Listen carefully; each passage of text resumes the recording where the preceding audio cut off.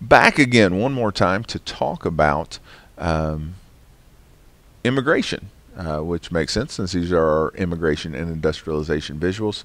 That we'd have a couple that are going to deal with immigration itself. And so I want to take a chance to look at those. Our very first is a political cartoon, and it is represents immigration. American immigration has often been called a melting pot. Basically, the idea that we're a nation that made up of people from a lot of different places.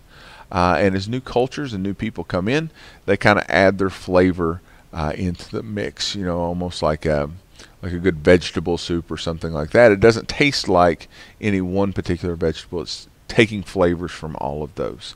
And so here we've got Lady Liberty stirring the melting pot with the spoon of equal rights. Now you do see that nativist there who's kind of hollering. He's forgotten that his ancestors were once immigrants to this country as well. At this period of time, there are two distinct eras of immigration. In the 1880s and 1890s, there's something referred to in history as old immigration. And old immigration are people who were leaving Western European countries like Ireland, England, Scotland, places like that, to come over and to find jobs or land. But they were going to be working in more agricultural types of industry. This is right at a period of time when the Industrial Revolution is starting, but we haven't completely shifted over from one type of economy to the other. And so these people are going to be coming in really with that dream of kind of owning their own land. One of the things we're doing in this unit is we're going to watch the movie Far and Away. And the fella in there, the main character played by Tom Cruise, is a guy named Joseph. And Joseph knows in Ireland he doesn't ever have a chance of owning his own land. Everybody already owned all the land that was there. But in this new country in the United States, especially as the West is opening up, you had an opportunity to have a little something of your own. And so old immigrants are going to come from Western Europe. They're going to come mostly to be farmers. The wave of new immigration will hit early 1900s, really until the 19 teens, and those folks are called new immigrants. They're going to come from more Eastern European countries, and you'll see folks from Italy. You'll see folks from Russia, places like that. And for a lot of them, they're coming over for jobs in cities. They're going to live in cities. They're going to work in factories. Still for that chance to improve their situation from what it would have been in their home country. But like I said, different type of job that you see those folks doing. Immigrant groups, a lot of times, believe it or not, didn't like each other a whole lot. I got a great movie in the film library called Gangs of New York that illustrates this pretty well.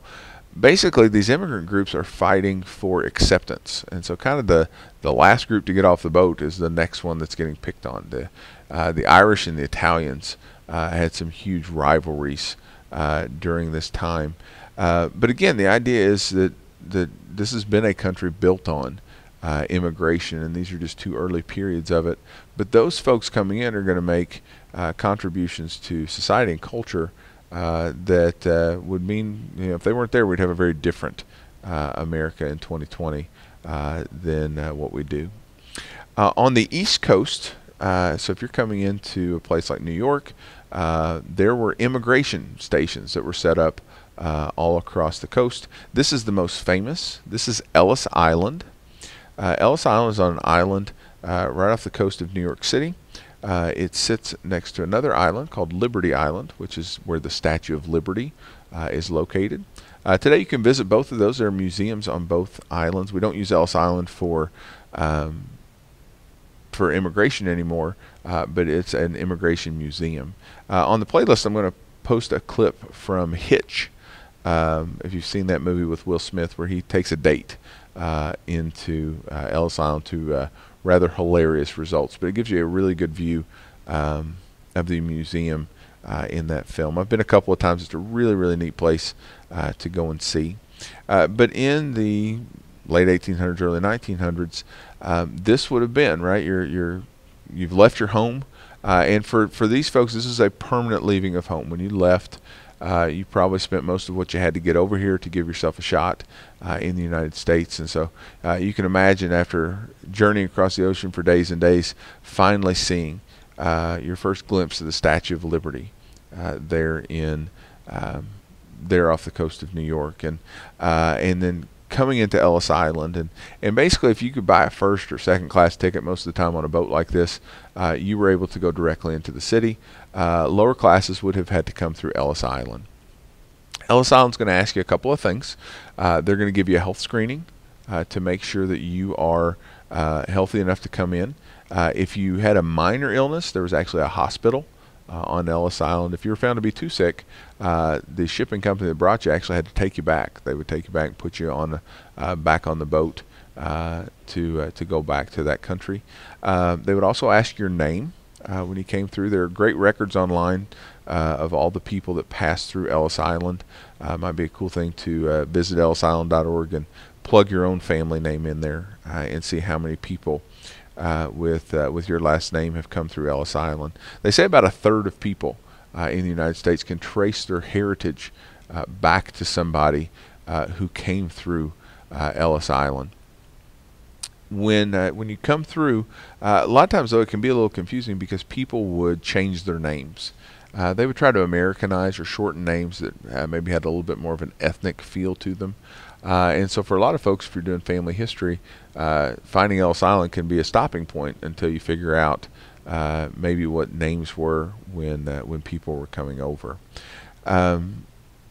For some families, right, this was, if some people are getting sent back and some people are staying, this could be a point of separation with that. One of the things that got you through Ellis Island the quickest was if you knew somebody over here and you were had someplace else to go.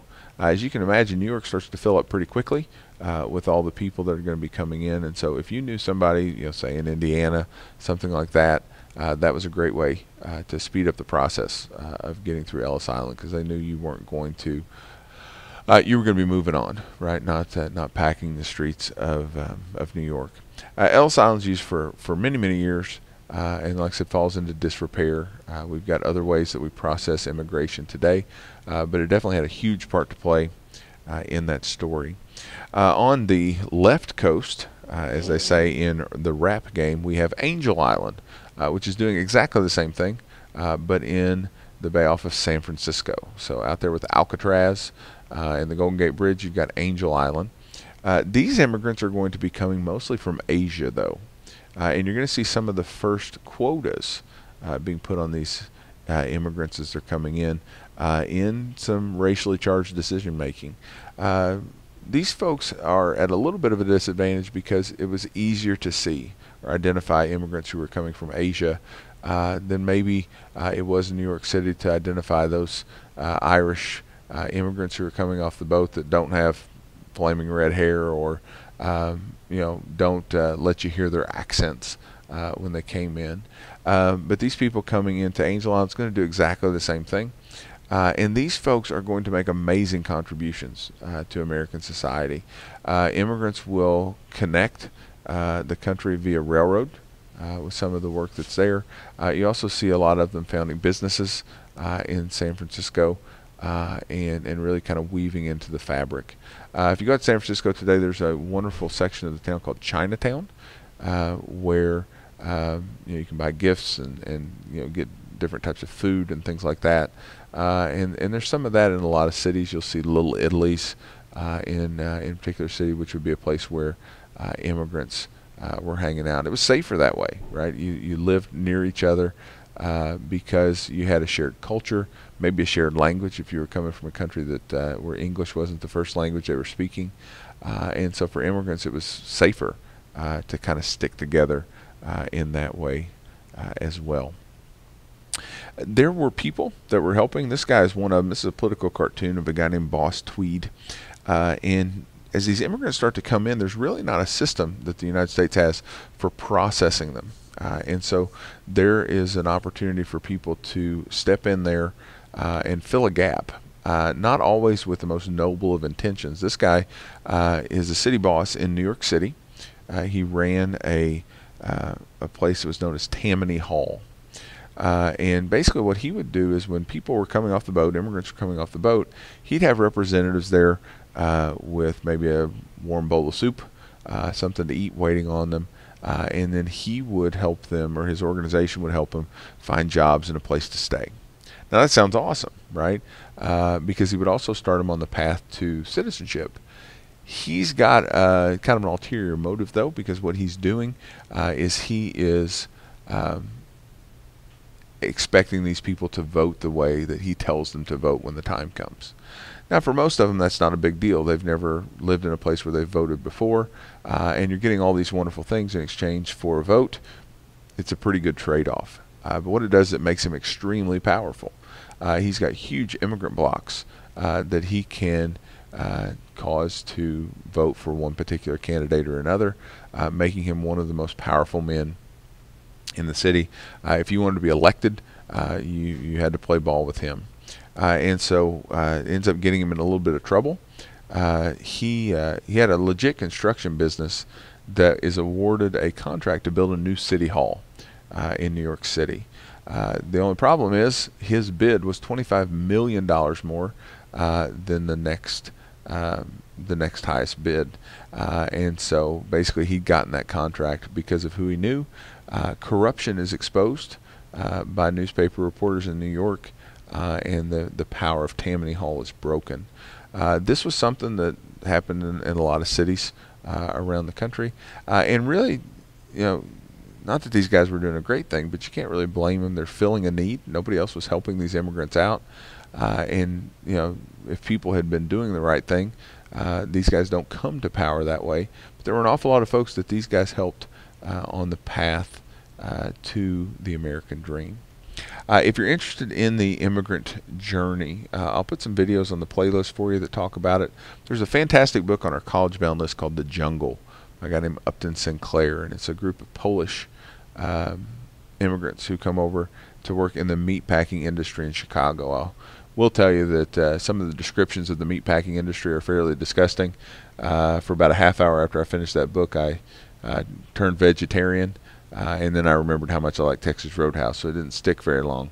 But it's an interesting book, and it's one, like I said, on the college bound list, that if you're looking for something good to read, I'd encourage you. It's an interesting story to tell you a lot about these immigrants as they're coming in. So that's our last set on these visuals that we're going to go through for our immigration and industrialization unit.